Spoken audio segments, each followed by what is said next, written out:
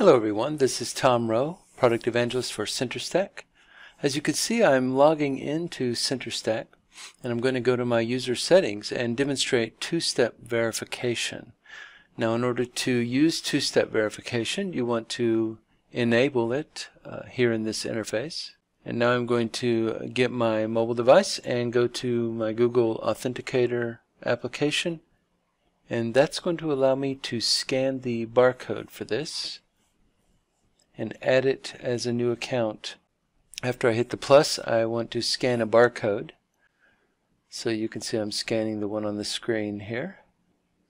Now it has added that account to my Authenticator list. You can see it at the bottom. It's Acme Systems, and there's my username. Now this is updating every 30 seconds, so I'm going to wait for it to update so it doesn't change in the middle of my field entry here. I'm going to add these 6 digits.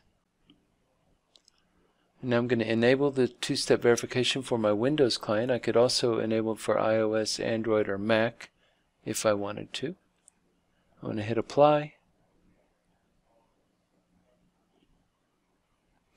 Okay, it has been activated. Now in order to test it, I'm going to have to log out.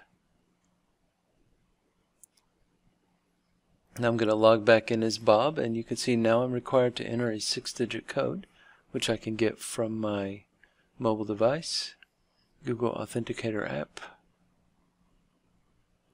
Go ahead and hit enter, and I'm signed in.